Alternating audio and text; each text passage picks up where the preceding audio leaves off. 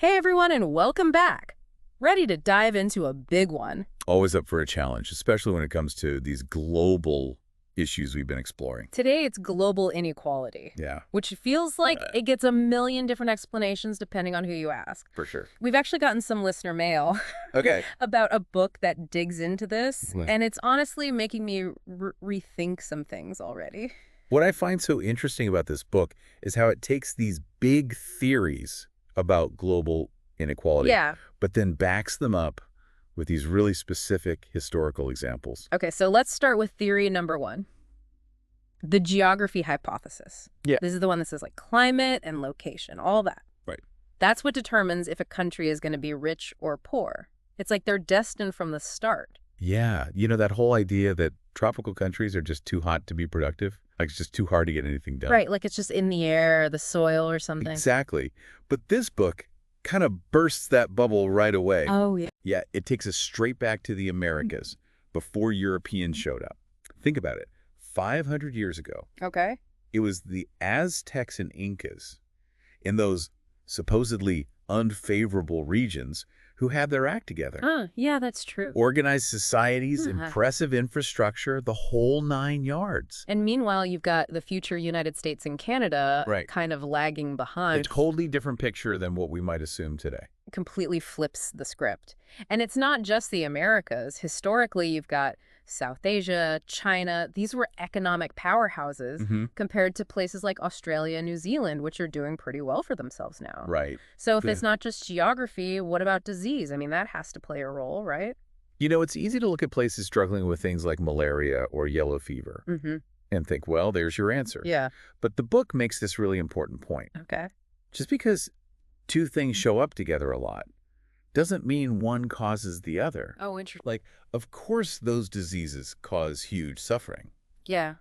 but they're often a consequence of poverty, not the root cause. Okay, so it's more complicated than it seems on the surface. Exactly. And they have this great example using England in the 19th century, Okay. a time when England itself had major disease outbreaks because of poor sanitation. Oh, wow. I don't think about that part of their history very often. Right. But then as England gets wealthier, they invest in public health and boom, Yeah. healthier population. So it wasn't being healthy that made them wealthy. It was the other way around. So it's more like you're unhealthy because you're poor, not the other way around. That's a really good point. It's all about thinking beyond those simple correlations. The book also talks about how that whole thing about tropical soils being bad for agriculture is Yeah. way too simplistic. Way too simplistic. Like this whole idea that if you're in the tropics, your soil is just doomed. Yeah. That's just not the full picture. A Hmm. perfect example, the story of Nogales. Oh, Yeah, it's a city split right down the middle by the U.S.-Mexico border. interesting. So literally the same geography. Literally. Same climate, even culturally similar in many ways. Yeah. Yet the U.S. side is thriving Yeah. while the Mexican side struggles. The book's point is that it's the institutions, not the land itself. Okay, now we're getting into some interesting territory. Let's talk about the second big theory, the culture hypothesis. This one always feels a bit tricky to me Yeah, it could be a minefield. because it often comes down to these generalizations about work ethic or cultural values. Right, like it's blaming culture for everything. Exactly. But once again, the book throws a wrench in the works. Oh, for sure. One that really got me was the example of the Congo Kingdom in Africa. Okay, I'm not familiar with that one. So they had a lot of contact with the Portuguese who, introduced them to things like the wheel, the plow. Pretty significant advancement. Huge, right? Yeah. You'd think they'd be eager to adopt those. Yeah, makes sense. But that's not what happened. They embraced guns, though, and quickly. Interesting. Why the guns but not the plows? Because, and this is key, guns were valuable in the slave trade. So it was about the existing economic system. Exactly.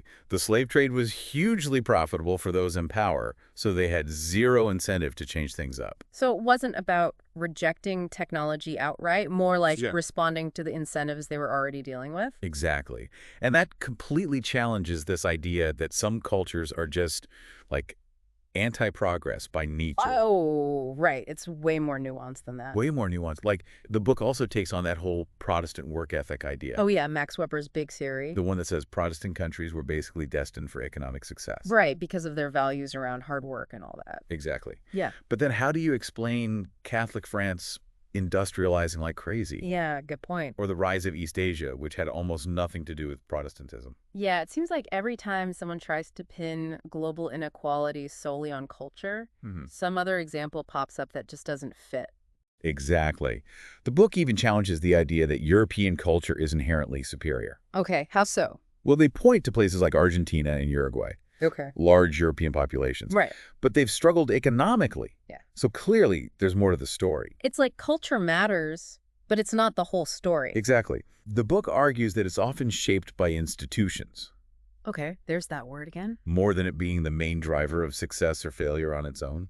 So we've looked at geography, we've looked at culture, and I'm sensing a theme here because neither one is the be-all and end-all explanation for why some countries are rich and some are poor. Like everyone wants that one simple answer, Right. but it's just not that simple. So that brings us to theory number 3, and this one feels particularly relevant today.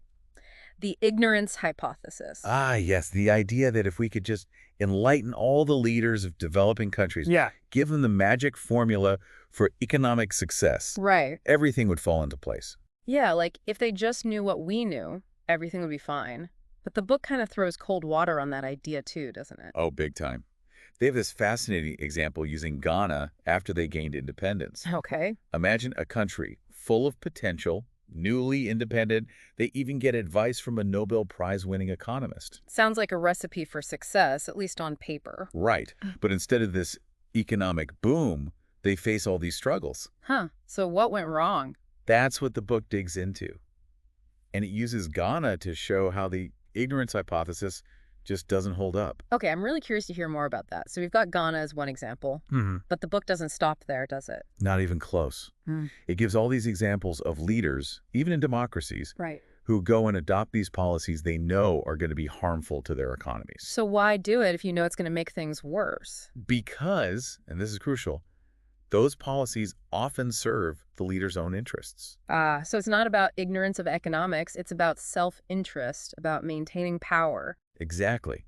They might know what the right policies are in some textbook sense, Right. but those policies might mean losing their grip on power, and they're not about to do that. It's a sobering thought that even with all the knowledge in the world, Yeah, sometimes it just comes down to politics and power. that's exactly what the book is getting at. The ignorance hypothesis is tempting. It's nice and neat. Right. But it ignores this whole messy reality of power, institutions, historical context. Right, all the things that actually shape what happens in the real world. Exactly. So where does that leave us? We've got 3 major theories about global inequality, and we've poked some pretty big holes in all of them. It's like we've been working with the wrong set of tools this whole time. So if it's not geography, it's not culture, and it's not just a lack of knowledge, what is it? Why do some nations thrive while others stay stuck? That is the million-dollar question, isn't it? And thankfully, this book doesn't just leave us hanging. It's like we've been trying to solve a jigsaw puzzle, but with the wrong picture on the box. Okay, I like that analogy. So what's the right picture then? This book says it's all about institutions. Institutions. Okay, I'll admit that might sound a little intimidating at first. It can sound a bit jargony, I know. Yeah, like we've suddenly gone from casual conversation to like Econ 101. Right, but stick with me because this is where it gets good. Okay, so back to basics then. What exactly do we mean by institutions when we're talking about something as big as global inequality? So, in the simplest terms, institutions are basically the rules of the game in a society. Okay. They're the laws, the norms, the organizations that determine who gets what and why. Like, they set the incentives for how people behave. So not just laws on the books, but like the unwritten rules too, the whole shebang. Exactly. Formal, informal, the whole 9 yards. And the book argues that these institutions are what really shape whether a nation sinks or swims economically. Can you give us an example of how this plays out in the real world? Because I think having something concrete to latch onto would help a lot here. Absolutely. Remember Nogales. The city split by the U.S.-Mexico border. That's the one. Same geography, similar cultures, but totally different outcomes economically. Right. It's like night and day on either side of that border. And the book argues that it boils down to the institutions. Because on the U.S. side, you've got, a long history of secure property rights, a reliable legal system, less corruption, at least when it comes to these things. Exactly. And that creates an environment where people actually feel Secure investing, taking risks, starting businesses? Because they know the rules of the game aren't going to suddenly change on them. Exactly. They have a reasonable expectation that if they play by the rules, work hard, they'll reap the rewards. So you're saying that sense of security, that predictability, it actually unlocks innovation. Absolutely. People are way more likely to put in the effort, take those risks, if they think the system is fair. Whereas on the Mexican side of Nogales, things might be a bit more unpredictable. That's putting it mildly. Right. You've got issues with property rights, corruption. Maybe it's harder to get fair treatment under the law. So, totally different incentives. It's like playing a game where the rules could change at any moment. That's a great way to put it. So even within the same city, that difference in institutions creates a completely different playing field. And the book is arguing that this same dynamic is happening all over the world. So countries with institutions that protect individual rights and force the rule of law, all that good stuff, those are the ones that tend to prosper. Exactly. The book calls those inclusive economic institutions. And then on the flip side, you've got extractive institutions. Where power is concentrated in the hands of a few. Right. Those are the ones that struggle. Exactly. Because those at the top often benefit from keeping things exactly as they are. Okay, but here's what I don't get. If it's all about institutions, why haven't the countries with these extractive systems changed the rules? I mean, wouldn't they want to be more like the successful ones? That's the million-dollar question. And it gets to the heart of why changing these deeply ingrained systems is so hard. It's not just a matter of recognizing a better model. It's about power. Yeah, that's what's so frustrating, right? Like, we've spent all this time talking about these big systemic issues, and it's easy to feel like, okay, so what now? What can we actually do about any of this? I hear you. It can feel overwhelming, but the book doesn't leave us completely empty-handed. There's a glimmer of optimism in there. Okay, good, because I need some of that right now. It stresses that while geography and culture definitely matter, Right. they don't determine a nation's entire destiny. Okay, so we're not just stuck waiting for fate to run its course. Exactly. Yeah. And this is the empowering part. All these institutions we're talking about, Yeah. they're not acts of nature. Humans made them, which means we can reshape them. So where do we even begin? If we're talking about changing these deeply ingrained systems that have been around for, like, centuries. It's a long game for sure, but the book suggests that real change often starts from the bottom up. Okay, so not from the top down, like some benevolent dictator deciding to be nice one day. Right. It's not about hoping some enlightened ruler will just fix everything. It's about citizens pushing for better governance, holding those in power accountable, working to create a system that works for everyone. So more like a collective push for a more equitable system. Exactly. And they actually draw some interesting parallels to major historical turning points. Like what? Things like the Glorious Revolution in England. Okay. Or the French Revolution.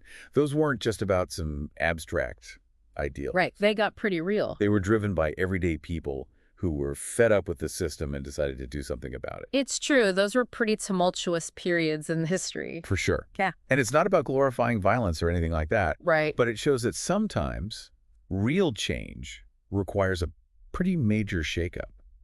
It's about shifting that balance of power. It's like you can tweak things around the edges, but at a certain point, you need a more fundamental shift to make a real difference. Exactly. And that's what those historical examples highlight, that power of collective action. When people reach a breaking point and say, enough is enough. This whole conversation has been such an eye-opener. It's like we've been looking at global inequality through the wrong lens this whole time. It's easy to fall into those simplistic explanations. Right. But it's not about good leaders versus bad leaders. It's about the systems they're operating within and that we're all a part of. And that's the big takeaway here. Yeah. Global inequality isn't some unsolvable mystery. It's a challenge, for sure. But it's rooted in systems that we created. And if we created them, we can change them. So last question then, and it's one I'm sure everyone's asking right now. Right.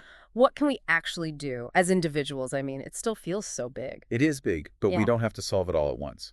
First step is awareness. Right. We've taken the time to learn about this. Yeah. Now we carry that knowledge with us. Okay, so tell our friends, become armchair economists. It can start with conversations, absolutely. Yeah. But we can also support organizations doing work on the ground, advocate for policies that promote equity, Right. hold our own leaders accountable. Yeah, it's about taking that awareness and turning it into action.